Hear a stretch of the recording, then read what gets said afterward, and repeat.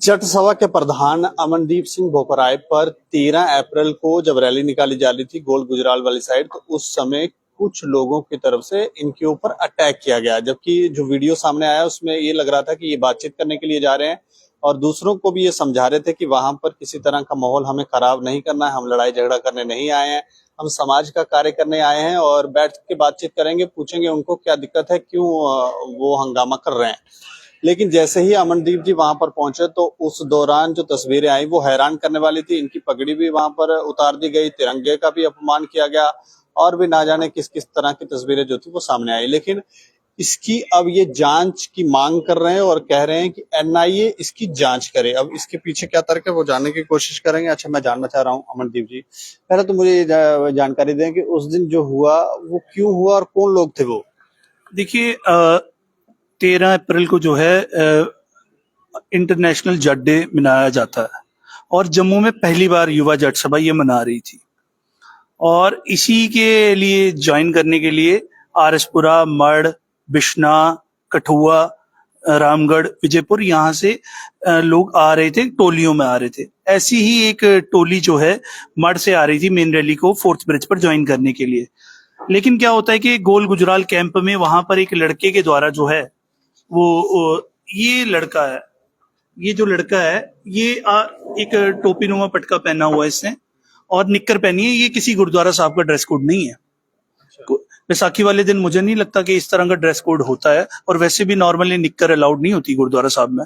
तो इसको ये लड़का जो है बकायदा आगे जाता है गाड़ी के, जो गाड़ियां अगर मोटरसाइकिल चल रहे थे उनमें तिरछी करके अपनी बाइक लगाता है। ये आपको दिख रहा होगा, तिरछी कर इसने बाइक लगाई है स्प्लेंडर और गाड़ी की चाबी निकाल रहा है और फिर चाबी निकालने के बाद ये इन लड़कों को थप्पड़ मार देता है। अब जाहिर सी बात है, अगर कोई भी व्यक्ति जो है, जब पुलिस मौजूद है वहां पर, जो है पुलिस चल रही है साथ में, वहां पुलिस की दो जवान जो थे वो मोटरसाइकिल पे चल रहे थे रैली के साथ, अगर तकलीफ थी तो उनको बता सकता था। लेकिन वहां क्या होता है कि पुलिस की मौजूदगी में चाबियां निकाली जाती है और थप्पड़ मारे जाते हैं। अब जाहिर सी बात है, युवा जो है किसी का थप्पड़ तो सुनेंगे नहीं, तो वहां पर इन युवाओं के द्वारा भी वापसी जो है कार्रवाई की जाती है। उसमें जो है उसके बाद बकायदा अनाउंसमेंट्स की जाती हैं। गुरुद्वारा साहब बहुत दूर है यहाँ से, 700 मीटर, लगभग 1 किलोमीटर लगा ले आप। तो वहां पर अनाउंसमेंट की जाती है कि सिखियों पर हमला हुआ। इसमें कुछ वहां संगत को भड़काया जाता है जानबूझकर, कुछ फ्रिंज एलिमेंट्स हैं इसमें इन्वॉल्व हैं, क्योंकि हमें पहले से ही इस चीज की भनक थी और इसकी बकायदा एफआईआर हमने जो है गांधीनगर थाने में लॉन्च करवाई हुई है। और जो है पाकिस्तान से जो धमकियां मिल रही थी और पुर्तगाल के नंबरों से धमकियां मिल रही थी, इसकी बकायदा कंप्लेंट्स और एफआईआर गांधीनगर थाने में दर्ज थी। शायद एसएचओ गांधीनगर ने इसको सीरियसली नहीं लिया, वो अपने ही किसी कार्यों में व्यस्त रहे और ये जो है शायद उनकी, अगर वो टाइमली अपने आला अधिकारियों को इस बारे में सूचित करते तो शायद सुरक्षा के बेहतर इंतजाम किए जाते और ये सिचुएशन ना होती। लेकिन क्या होता है कि बकायदा तोड़ा जाता है और फिर इस जब हमला हो जाता है, आप देखिए बकायदा गाड़ियों को तोड़ा गया, गाड़ियों पर चढ़कर, और तिरंगे को पैरों में रखा गया। तो आप ये बताएं कि युवा जट सभा की रैली है, तिरंगे तो होंगे, जाहिर सी बात है। अब उनको निकाल कर जो है पैरों में रौंद देना, ये भी एक इशारा कर रहा है कि वहां पर कुछ फ्रिंज एलिमेंट्स थे जो फॉरेन एजेंसीज इन्वॉल्व हो सकती हैं, जो देश का माहौल, क्योंकि इलेक्शन का दौर था उस समय, पहला चरण भी नहीं हुआ था, तो जम्मू में जो है दोनों चरण बाकी थे। तो हो सकता है कि यहाँ पर जो है कुछ ऐसा विवाद करने की कोशिश की जाती, कम्युनल क्लैशेस करने की कोशिश की जाती, लेकिन वहां समय रहते, जैसे मैं वहां कंडीशन को डिफ्यूज करने गया, मुझ पर हमला हुआ, बकायदा वहां पर ये शब्द बोले गए कि पगड़ी उतारो, और फिर मैं जो है, मेरे को प्रोवोक करने की कोशिश की गई। लेकिन मैंने एक, आप कहें कि समझदारी का एक दिखाया कि मैंने अपने लड़कों को यहाँ आकर जो है, हमने बकायदा शांतिप्रिय तरीके से रैली निकाली। मैंने कंडीशन को जो है आगे वॉलेटाइल होने नहीं दिया। अगर मैं थोड़ी सूझबूझ ना दिखाता तो यहाँ पर हालात जो थे बेकाबू हो जाते। आज तो प्रशासन बड़ी बड़ी बातें कर रहा है, लेकिन उस समय ये बातें करने लायक नहीं रहता प्रशासन। आज तो यहाँ पे सब चीजें बताई जा रही हैं कि ये था वो था, लेकिन उस समय कोई ऐसी चीज नहीं होती। गाड़ियां जो है तोड़ी गई हैं, पुलिस की मौजूदगी में तोड़ी गई हैं। हम चाहते हैं प्रशासन इसका मुआवजा दे क्योंकि पुलिस की मौजूदगी में गाड़ियां तोड़ना, हम पुलिस पर एक जो है एक इंसान का वो होता है, क्या कहते हैं कि विश्वास होता है पुलिस के सामने, ऐसी मौजूदगी में ऐसी चीजें होती हैं। तो ये दर्शा रहा है कि वो लोग जो थे पुलिस प्रशासन से बेखौफ थे। जब मुझ पर हमला हुआ उस समय मौके के एसपी साहब जो हैं, एसडीपीओ और एसएचओ मौजूद थे। तो जिन्होंने हमला किया ये साफ दर्शा रहा है उन्हें कानून का डर नहीं था, क्योंकि अगर मैं और आप होते तो हम तो पुलिस की मौजूदगी में अब्यूजिव वर्ड यूज करने से भी कतराते हैं कि पुलिस के इतने आला अधिकारी हैं। तो जाहिर सी बात है उन लोगों को कोई तो नहीं था, और ये जो है एक मोटिवेटेड अटैक है, प्री प्लान तरीके से अटैक हुआ है, रैली को भड़काया गया है। हम इसमें जो है इन्वेस्टिगेशन एनआईए की चाह रहे हैं, ताकि जो है इसमें जो भी इन्वॉल्वमेंट हो वो बिना किसी डर और दबाव के जो है बाहर आ सके। कोई ऐसा तो नहीं है किसी राजनेता का इसके पीछे हाथ है? देखिए, हो सकता है, क्योंकि युवा जट सभा जम्मू कश्मीर की सबसे स्ट्रॉन्गेस्ट ऑर्गेनाइजेशन बनकर आई है।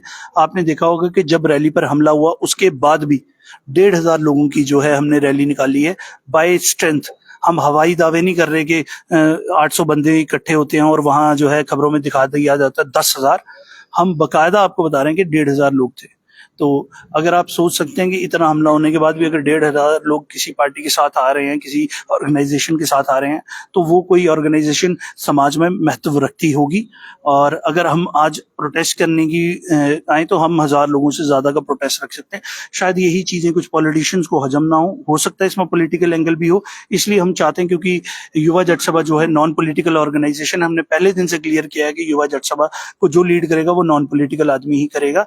चाहे मैं रहूंगा या मेरे बाद कोई आएगा, वो नॉन पॉलिटिकल होगा, उसको अपनी पार्टियों से रिजाइन देना पड़ेगा, फिर ही वो लीड कर सकता है ऑर्गेनाइजेशन। तो शायद ये चीजें जो हैं कई राजनेताओं को भी हो सकता है कि अखर रही हों।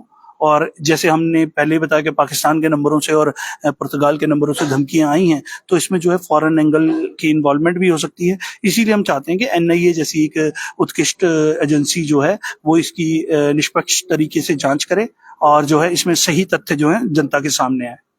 इतना सरल है आजकल भारत में किसी को भी फॉरेन से या पाकिस्तान से बैठकर धमकी देना किसी भी नंबर से। हमारी एजेंसियां मुझे लगता है सक्रिय हैं।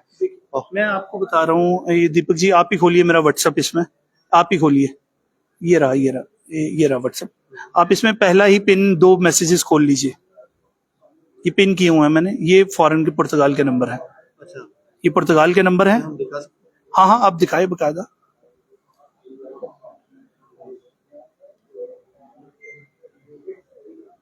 ये कोई फैब्रिकेटेड नहीं है कि मैं कहूँ कि मैं हैं। व्यक्ति भी है, इसका तो फोटो भी है। ये पाकिस्तान का नंबर है, ये भी दिखा दें आप। ये 23 मार्च की हैं, ये 23 मार्च की हैं, ये कोई आज नहीं है।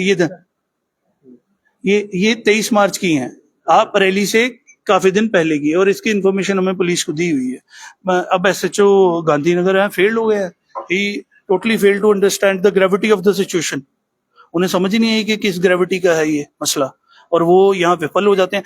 इवन के एफआईआर जो लगी है इस बाबत, वो भी हमने प्रोटेस्ट करके लगाई है, कुछ मीडिया के चैनल से कवर भी किया था। आप बताएं कि पाकिस्तान से धमकी आ रही है, फॉरेन से धमकी आ रही है, उसके लिए हमें प्रोटेस्ट करना पड़ा। फिर उसके बाद जो है एसएचओ गांधीनगर ने एफआईआर लगवाई है। तो कितने सीरियस थे, या पुलिस को इसमें प्रशासन को नॉलेज थी? तो ये जो सब चीजें हैं इन पे इन्वेस्टिगेट होना चाहिए। और यहाँ पूरी जिम्मेदारी से आपको बता रहा हूँ कि अगर ये कंडीशन इस पर कार्रवाई नहीं होती है, हमारी गाड़ियां तोड़ी गई हैं, हमारे लड़कों को मारा गया, एक जम्मू में टेंस माहौल क्रिएट करने की कोशिश की गई, अगर इस सिचुएशन पर जो है कार्रवाई नहीं होती है तो युवा जट सभा जो है वो बॉयकॉट करेगी इलेक्शंस का, और इसका सबसे ज्यादा असर मौजूदा सरकार को ही होगा। मतलब इस सरकार को जी वोट पर? जी बिल्कुल बता रहा हूँ, ज्यादा नहीं कहते। युवा जट सभा 2-2.5 लाख वोट की औकात रखती है, ये सरकार को भी पता है, और हम बता रहे हैं आपको, अगर नहीं होता है तो हम वोटिंग ही नहीं करेंगे। हम किसी के खिलाफ नहीं जा रहे, लेकिन हम अगर देश के पर हमले होने वाले कोई सरकार बचा नहीं पा रही है, तो फिर हमें लगता है कि हमें कोई हक नहीं है कि हम देश के लिए जो है सरकार को चुने। तो सरकार को ही इसका सबसे बड़ा नुकसान होने वाला। चलिए, शुक्रिया। इशारों में ही आपको बता दिया कि सरकार को जो है सरकार, और जिस तरह से बकायदा हमला हो रहा है मुझ पर, बकायदा हो रहे, सुरक्षा की एक मांग है मेरी पर्सनल नोट पर कि जो है मेरी सुरक्षा की जो भी जिम्मेदारी है, मुझे कल को कुछ भी होता है उसकी जिम्मेदार जो है जम्मू कश्मीर सरकार होगी। चलिए, शुक्रिया। जी जी धन्यवाद। एनआईए जांच की ये मांग कर रहे हैं, इसके ऊपर आप भी राय रखें और देखते रहें दैनिक हेड समाचार मुझे और मेरे सहयोगी को दें इजाजत। नमस्कार।